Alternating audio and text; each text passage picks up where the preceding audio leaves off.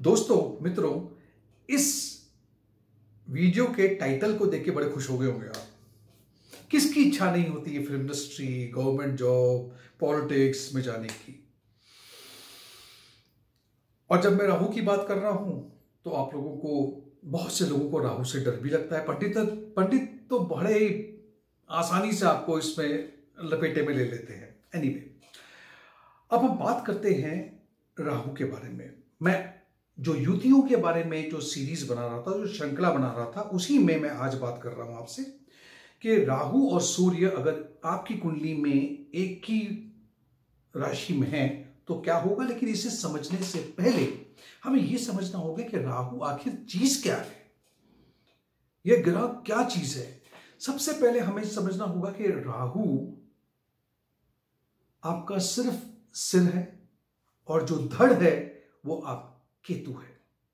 क्योंकि राहु सिर्फ ही सिर है, आपको समझना होगा कि उसमें बहुत सी इच्छाएं होती हैं, बहुत डिजायर्स होते हैं, और उसकी आपूर्ति के लिए, उसे हासिल करने के लिए वो किसी भी हद तक जाने के लिए तैयार होते हैं।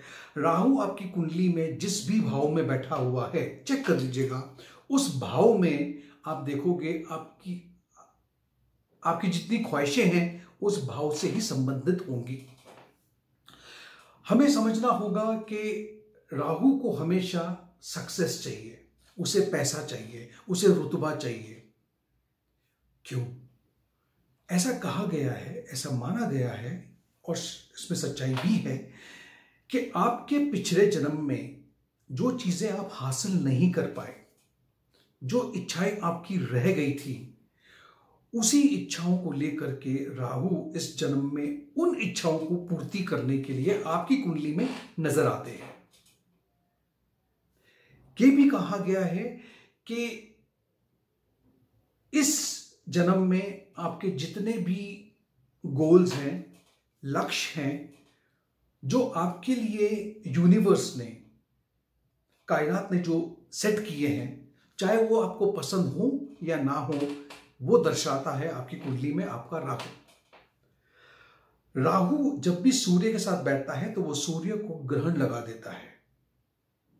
आपको यह भी समझना होगा कि राहु डर है, राहु टेंशन है, राहु आपके सामने कभी कभी यकायक ऐसी सिचुएशन लेके आता है जो एक्चुअली सिचुएशन रियलिटी नहीं है, लेकिन कभी कभी आपको भय में कर देता है। कभी कभी ऐसी सिचुएशन आती है जहां पे आपको ना चाहते हुए भी आपको डर, अरे कोई आ तो नहीं जाएगा, अरे कोई कुछ कर तो नहीं देगा, अरे ऐसा हो तो नहीं जाएगा। ये डर बना रहता है आपके आसपास, जबकि ये रियलिटी नहीं है, ये सच नहीं है। दूसरा आपको देखना होगा, स्पिरिचुअल जर्नी या स्पिरिचुअल ग्रोथ भी कभी कभी राहु से ही देखी जाती है। अभी क्यों, इसे समझना होगा।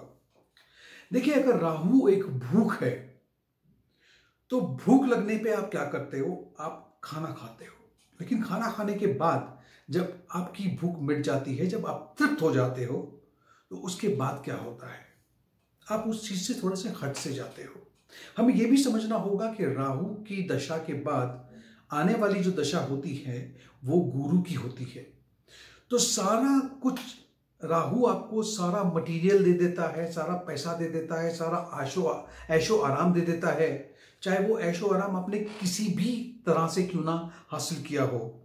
अब वो राहु आपको, क्योंकि आप तृप्त हो चुके हो, आप सेटिस्फाइड हो चुके हो, अब वो थोड़ा सा आपको स्पिरिचुअल ग्रोथ की तरफ ले जा सकता है। ये देखा गया है।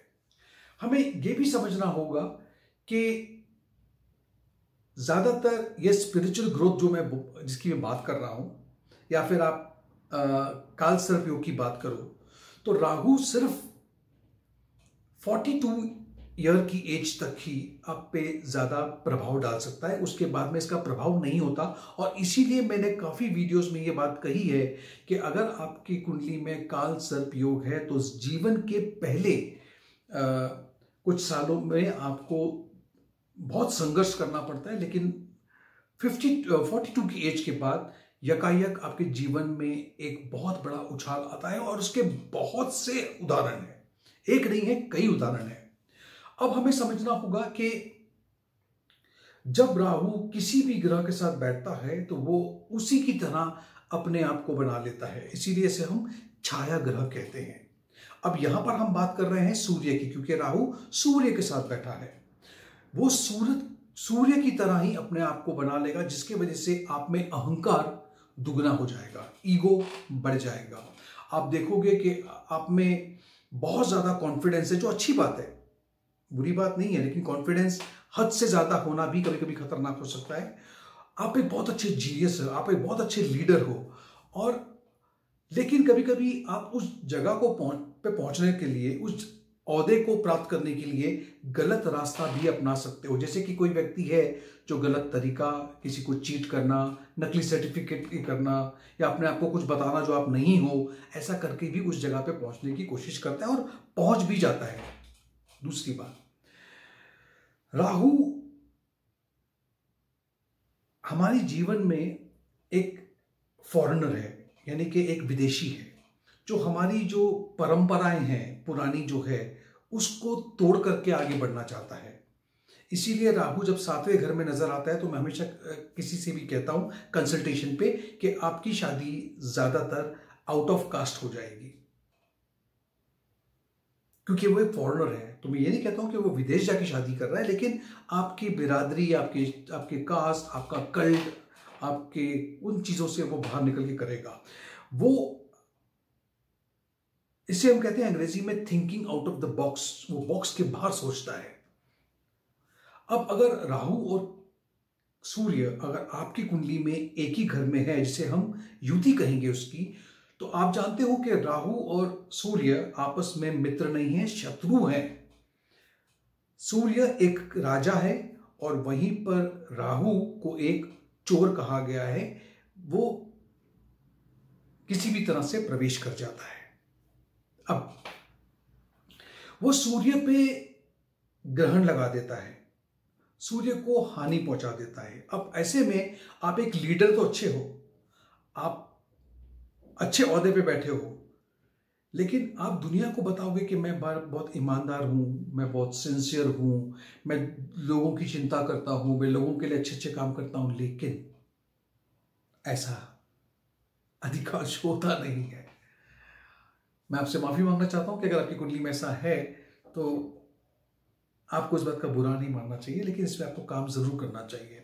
आप एक बात और भी समझ लीजिएगा, क्योंकि राहु अगर सूर्य के साथ बैठ करके पूरी सूर्य की तरह ही बन गया है, तो ये छवि जब सूर्य को प्रभावित कर रही है, लेकिन 35 साल की उम्र के बाद, 35 के बाद आहिस्ता आहिस्ता राहु सूर्य को छोड़ देगा और ये चीजें कम हो जाएगी। मतलब अब सूर्य को पूरी तरह से काम करने की क्षमता आ जाती है।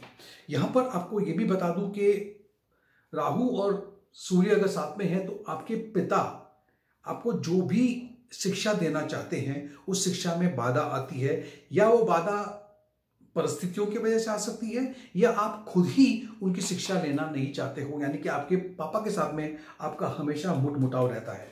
आपके पापा आपके साथ नहीं रहते हैं, विदेश में काम करते हैं, इसके वजह से दूरी हो सकती है, ये भी पॉसिबल है।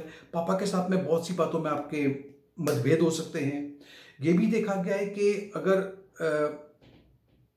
सूर्य और राहु आपकी कुंडली में केंद्र भाव में हो, पहले भाव में, चौथे भाव में, 7वें भाव में, या फिर वो 10वें भाव में हो, तो केंद्र भाव में ये आपको एक बहुत अच्छा पॉलिटिशियन, बहुत अच्छा एक नेता, आपको बहुत अच्छा एक कलाकार, फिल्म इंडस्ट्री में काफ़ी आपका नाम हो सकता है। फिल्म इंडस्ट्री में क्यों नाम हो सकता है इसको समझने की कोशिश करना, क्योंकि राहु हमेशा एक्टिंग करता है, वो चीज बताता है जो वो एक्चुअली है नहीं। तो उसी तरह से हमारे एक्टर और एक्ट्रेसेस जो हैं वो क्या करती हैं, वो जो है क्या वो बताती है नहीं, वो कोई रोल को अदा करती है। आप समझ रहे हो मेरी बात को? तो इसी वजह से बहुत अच्छे एक्टर होते हैं ये।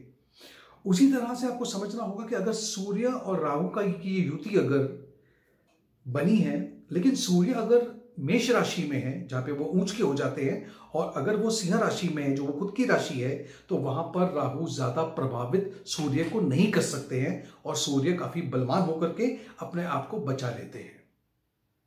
मित्रों, आपको ये वीडियो किस तरह से कैसा लगा?